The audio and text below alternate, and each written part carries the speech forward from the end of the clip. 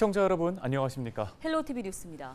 장마의 시작과 함께 집중호우 피해 걱정이 늘고 있습니다. 인천은 지난해 원도심 지역에 저지대 침수 피해가 컸는데요. 네, 도로와 하수관로 배수 기능이 제대로 유지가 돼야 피해를 줄일 수 있습니다. 이관성 기자가 소식 전해드립니다. 지난해 8월 인천에는 시간당 80mm 이상의 큰 비가 내려 부평구 청천동과 미추홀구 주안동 일대가 순식간에 물에 잠겼습니다. 차오른 물에 도로 위 차량들이 침수됐고 인근 상가와 주택들도 물폭탄에 속수무책이었습니다. 당시 침수 피해가 컸던 이유는 짧은 시간 너무 많은 비가 내린 데다 도로 배수 기능이 제대로 작동하지 않았기 때문입니다. 도로 빗물바지는 쓰레기와 낙엽에 막힌 곳이 많았고 하수박스에도 퇴적물이 쌓여 갑자기 불어난 빗물이 관로 바깥으로 역류하기도 했습니다. 상황이 이렇다 보니 지자체 치수관리당국은 상습 침수 지역 배수 기능 점검을 강화하고 있습니다. 빗물 오수바지라던가 이런 데에서도 여러 가지 이물질이나 이런 게 껴있고 또 그런 부분들을 좀 주기적으로 강우가 전에 청소를 하고 또 관로상에서도 이물질이 낄 수가 있기 때문에 그거를 검사하고 좀 제거할 수 있는 그런 유지관리 측면이 먼저 우선적으로 좀 접목이 되는 게 맞는 것 같고요. 하지만 얼마나 많은 비가 어느 지역에 내릴지 알 수 없고 관리할 지역이 광범위하기 때문에 지자체 인력만으로 침수 피해를 막는 것은 어렵습니다. 침수 피해가 자주 발생하는 일부 지자체에서는 도로 빗물바지가 막히지 않도록 자동화 설비까지 동원하고 있습니다. 비가 내리면은 일단은 저기 센서를 통해서 빗물바지가 열리게 돼 있고 평상시에는 이제 빗물바지가 닫혀 있는 상태로 쓰레기 투척을 방지한다든지 악취가 발생하는 것을 막는다든지 그런 기능을 하고 있습니다. 지자체는 저지대 상습 침수 지역 위주로 취약점을 개선하고 있습니다. 부평구는 지난해 청천동 침수 지역 하수박스의 기울기가 배수에 적합하지 않아 U자형 배수관을 추가 설치하고 인근 하천으로 물을 배수하는 수중 펌프도 함께 설치했습니다. 기상청은 올여름 엘니뇨의 발달로 평년보다 많은 비와 집중호우가 내릴 가능성이 있다고 예보한 상황입니다. 저지대 원도심 도로 빗물바지와 하수 관로가 견딜 수 있을지 걱정이 앞서는 상황입니다. 헬로티비 뉴스 이관서입니다. 다음 소식입니다. 매년 전국 기초의회에서는 수많은 조례가 만들어지고 있습니다. 특히나 지역 주민들의 의견을 수렴해 만들어지는 조례들이 많은데요. 하지만 당이 다르다는 이유로 의회에서 조례를 부결하는 사례가 발생해 논란이 되고 있습니다. 송효창 기자가 전해드립니다. 지난주 열린 부평구 의회 도시환경위원회. 이날 공유주차장 지원 조례가 처리될 예정이었습니다. 현재 부평구는 주차장 확보율이 83.9%로 인천시 평균인 104.9%에 턱없이 미치지 못하는 그런 실정입니다. 이에 더해서 2021년 7월 주차장법 개정에 따라 어린이 보호구역의 노상주차장이 폐지되어 우리 구의 경우 약 1천여 면이 삭제되는 등 주차난은 가중되고 있는 실정입니다. 그런데 이 조례는 상임위를 통과하지 못했습니다. 찬성 4표, 반대 5표, 기권 0표로 인천광역시 부평구 공유주차장 지원에 관한 조례안은 부결되었음을 선포합니다. 결국 고성까지 오갔습니다. 지금도 오늘도 저녁 시간에 주차장을 구하기 위해서 주차를 하기 위해서 차를 몇 번씩 운행하면서 동네를 돌아야 되는 지역 주민들을 생각하면 우리 의원님들 이러면 안 되는 거예요. 같은 날 열린 행정복지위원회. 이날 정유정 의원이 올린 조례 역시 부결됐습니다. 윤구영 의원님이 동의하신 바와 같이 본 회의에 부의하지 않기로 의결하고자 하는데 여러 위원님들께서는 이의가 없으십니까? 이의가 없으므로 인천광역시 부평구 보육교직원 권익보호 및 지원에 관한 조례안은 본회의에 부의하지 않기로 의결되었음을 선포합니다. 문제는 당일 국민의힘에서 올린 조례가 부결되자 바로 민주당이 올린 조례 역시 부결된 것. 해당 조례에 대한 미비점이나 특별한 의견보다는 반대를 위한 반대였단 것입니다. 특히 당론이라는 이름으로 반대했다는 이야기까지 나오면서 논란이 되고 있습니다. 한 부평구 의원 제보에 따르면 선배 의원이 내부 당론인이 따르라는 지시를 내렸고 초선 혹은 후배 의원들은 따를 수밖에 없었다는 것입니다. 또한 의원들에게 밉보였다는 이유만으로도 부결 사유가 됐다는 의견도 나오고 있습니다. 민의를 대변해야 하는 기초의회. 정당 싸움으로까지 번지면서 정작 주민은 뒷전으로 밀리고 있습니다. 헬로티비 뉴스 송유창입니다. 인천시가 여름철 냉방비 부담에 어려움을 겪고 있는 저소득 주민에게 냉방비 70억 원을 특별 지원합니다. 지원 대상은 기초생활수급자와 차상위 계층, 디딤돌 안정소득 전세대 등 13만 천여 가구와 시비 지원을 받는 경로당 등 복지시설 1,820여 곳입니다. 우선 저소득 가구에는 5만 원씩 총 65억 5천만 원을 7월 중에 추가 지원합니다. 사회복지시설은 정부의 냉방비 특별 지원에서 제외된 시비 지원 사회복지시설에 20에서 100만 원까지 냉방비 4억 4천만 원을 별도로 추가 지원해 시설 이용자들의 냉방비 문제를 해결한다는 방침입니다.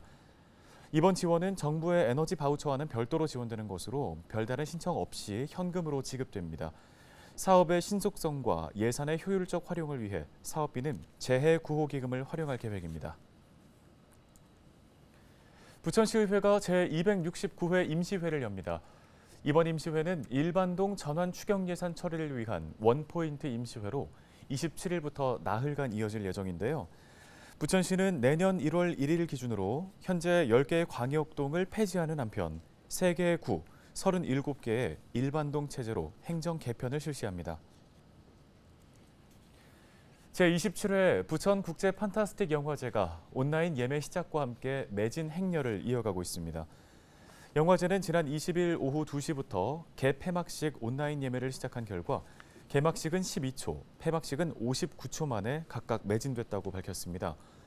이어 일반 영화 상영작 예매에서는 91회차 상영이 전석 매진되는 등 온라인 예매분의 절반에 달하는 표가 첫날에 판매됐습니다. 이는 지난해 대비 6천석 이상 판매가 늘어난 결과로 전체 예매율로 따지면 8% 이상 증가한 수치입니다. 주요 매진작은 칸 영화제 비평가 주간 대상 수상작 호랑이 소녀, SF 호러 영화 인피니티 풀 등 10여 편입니다. 오는 29일에 개막하는 부천 국제 판타스틱 영화제는 11일 동안 부천시 일대에서 개최됩니다. 고용노동부 부천지청과 한국안전보건공단, 경기 중부지사 등이 26일부터 2달간 최근 사망사고가 발생한 김포 지역의 중소건설 현장에 대한 집중 현장 지도를 실시합니다. 이는 최근 2달 동안 발생한 산업 현장 사망사고 5건 가운데 4건이 김포 지역에서 발생하는 등 산재 사고가 급격하게 증가한 것에 대한 조치로 8대 위험 요인에 대해 안전수칙 준수 여부 등을 점검할 방침입니다. 상대적으로 산업 안전에 취약한 중소건설 현장의 경우 전체 중대재해 발생의 65%를 차지하는 사고 유형인 추락과 끼임, 부딪힘 등이 주로 발생하고 있습니다.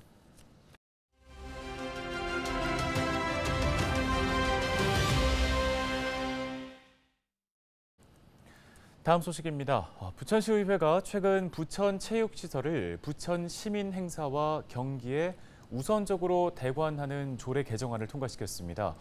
지난 3월 부천에서는 특정 종교단체가 체육시설을 대관했다가 시민들의 반발로 승인이 취소되는 일이 있기도 했는데요. 네, 이후 나온 조례 개정안입니다. 이 해당 조례를 대표 발의했던 부천시 의원 연결해 보겠습니다. 윤단비 의원 전화 연결했습니다. 안녕하십니까? 네, 안녕하세요. 고강동, 여월동, 작동, 성곡동을 지역구로 하고 있는 윤단비입니다. 예, 먼저 조례 개정에 나선 이유를 설명해 주실까요? 코로나 이후에 체육관을 이용하려는 시민들이 늘어났거든요. 근데 우리 부천 시민들이 체육시설을 이용할 때 도움이 되고자 이 조례를 입법 발의하게 되었습니다. 이 조례를 개정하게 된 배경이 있는데요. 설명을 조금 드리자면 최근에 넷플릭스나 여러 미디어를 통해 불거진 특정 종교단체의 논란이 배경이 되었고요. 최근에도 부천체육관에 대관을 했다가 취소하기까지 상당히 애를 먹었던 사례가 있었습니다. 그래서 이 사건이 계기가 돼서 부천시 체육시설의 운영 규정을 살펴보게 되었는데요. 이 체육시설이라는 게 단순히 운동만 하는 것이 아니라 주민들의 어떤 복합 커뮤니티거든요. 규모가 있는 체육시설은 운동 프로그램 이용뿐만이 아니라 경기나 행사 또 공연 같은 것도 이루어지잖아요. 그래서 저희 부천 시민들이 체육시설을 이용하는 데 있어서 불편한 점을 없애고 보다 더 쾌적한 체육시설을 이용하면 좋겠다는 생각에 부천시 체육시설 설치 운영 조례를 개정하게 되었습니다. 네, 부천시민 우선 대관 조례 내용도 한번 설명을 해주시죠. 개정안 주요 내용의 첫 번째로는 부천시 관내 주민의 행사나 경기를 우선시되도록 중점을 두었습니다. 부천 관내 체육시설은 부천 시민의 혈세로 운영되는 거기 때문에 타 시군구 주민보다 부천 시민이 우선시되어 대관할 수 있도록 규정하였고요. 두 번째로는 앞서 언급드린 것처럼 최근 문제가 된 부천체육관 대관 사건이 배경이 되면서 시민 다수의 거부감을 고려해서 체육관 대관을 승인하고 취소할 수 있는 조례를 규정에 추가하였습니다. 애초에 대관 승인 단계부터 저희 부천시 집행부가 꼼꼼히 살펴봐야 하는 규정이 있어야 하는 게 맞다고 판단했습니다. 그 외의 내용들은 상위법에 따라서 현황에 맞게 내용이 변경되었고요. 저희 지역에 새로 신설된 고강 다목적 체육관에 대한 시설 정보나 사용료를 명시하는 부분도 첨부하였습니다. 네, 이번 조례 개정으로 지난번 종교시설 이용 같은 이제 사회적 문제도 좀 줄어들었을 것 같은데요. 앞으로 어떤 영향 줄 수 있을까요? 이 조례 내용이 부천 시민을 위해서 공공체육시설을 쾌적하게 이용하고 또 운영하자는 내용이거든요. 전보다는 체육시설 이용이 좀 편해지도록 어떤 장치 역할을 할 거라는 기대감이 있고요. 체육시설을 이용하면서 부천 시민이 자긍심이 들도록 또 편한 환경에서 체육시설을 즐기셨으면 좋겠습니다. 하나하나 저희 부천시가 개선해야 할 부분들이 또 생길 거고 그때마다 관계 부서나 동료 의원님들과 챙겨서 체육시설을 같이 살펴보도록 하겠습니다. 네, 여기까지 듣겠습니다. 이슈앤피플 부천시의회 윤단비 의원과 함께했습니다.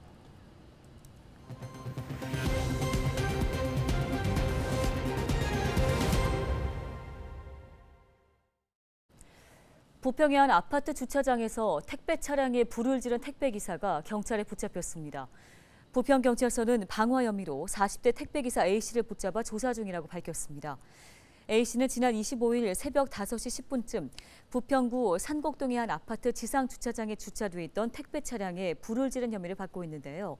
이 불로 택배 차량과 인근에 주차된 차량 등 14대가 불에 탔습니다. 불은 출동한 소방관들에 의해 14분 만에 진화됐고 인명피해는 없었습니다. 경찰은 A씨가 극단적 선택을 하려다가 불을 냈을 것으로 보고 정확한 사건 경위를 조사 중입니다. 원도심 주차 문제의 대안으로 부천시가 개발했던 주차 로봇 나르카의 개남 고가교 하부 테스트베드가 조만간에 철거될 예정입니다. 부천시는 지난 2020년 나르카 실증 테스트를 위해 구축한 임시 스마트 주차장, 이른바 테스트베드를 산업부 규제 샌드박스 특례지로 승인받아 운영해왔으며 지난해 9월 주차 로봇 안전 기준을 담은 주차장법이 개정되는 등 성과를 달성했다고 밝혔습니다. 이후 주차 로봇 테스트베드 활용 방안 등에 대해 개발 기업, 관계기관의 의견을 종합한 결과 시설 보안 비용과 안전 문제 등을 이유로 철거를 결정했다고 덧붙였습니다. 현재 주차 로봇 나르카는 인천 부평 굴포 먹거리타운 주차장에 최초 도입됐으며 관련 검사와 행정 절차를 마무리하는 등 스마트 로봇 주차장 운영을 위한 막바지 준비가 이어지고 있습니다. 부천시는 지역 로봇 기업인 마로로보테크를 주관으로 한 컨소시엄을 구성해 국내 최초로 주차 로봇 개발을 추진했습니다. 부천시가 도시재생 사업지인 심곡 본동 펄벅문화거리 일대에 증강현실 AR을 활용한 마을 해설 어플리케이션을 개발했습니다. 펄벅문화거리 AR 마을 해설 앱은 펄벅 작가의 음성으로 주요 거점인 부천 남부역 펄벅동상, 펄벅문화거리 등 14곳의 해설을 들을 수 있는데요. 또 지금은 사라졌지만 AR로 복원된 옛 소사희망원, 유한양의 공장 등의 과거 모습도 만나볼 수 있습니다. 또 현장에는 마을 해설사 15명이 상주하고 있어 심곡본동 도시재생 현장 지원센터로 문의하면 도움을 받을 수 있습니다.